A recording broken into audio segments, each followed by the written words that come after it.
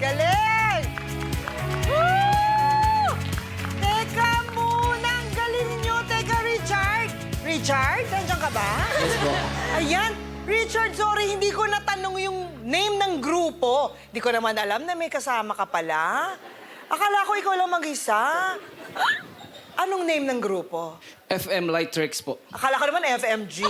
FM Light Tricks. Ay, ibig sabihin ng FM. Fire Motion Light Tricks. Nagsimula po ang grupo namin way back 2018 po. Kami po ay nagpe-perform sa different hotels ng Cebu. And yung pine-perform po namin ay fire dance at saka mga hip-hop po. Simple lang po yung pangarap ng grupo na magkaroon ng isang scholarship ang bawat miyembro at pabigyan din ng tsansa yung mga students or mga dancers na gusto ring makapag-aral ng college. Isip po namin yung pangarap na yun kasi isa po ako dance troupe and scholar po ako ng isang school. Kaya napag-isipan ko po na why not gawin ko sa labas. Doon ko po na hugot yung idea po ganun.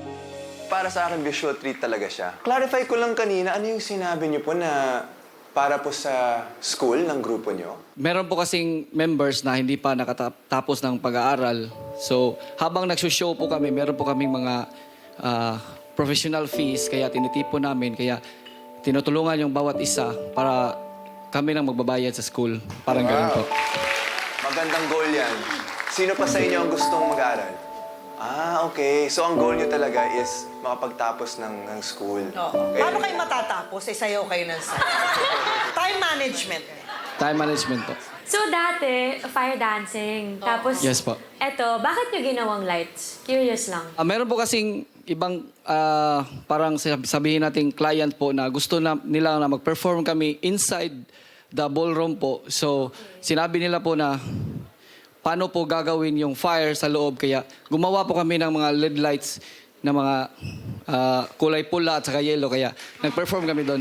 That was really entertaining and hindi ko rin in-expect kasi mag-isa ka lang pumasok tapos nakaganon. So akala ko kakanta ka or whatever but then buong grupo pala na all boys. So thank you for that. Maraming salamat po. After 7 years, we were expecting something like this to happen. No? It's not only dancing, but you did master the play of lights. Ang ganda ng sequences nyo. Naiiba kayo. Kaya ako, na matanda na dito, ngayon lang ako nakakita ng ganyan. Wow!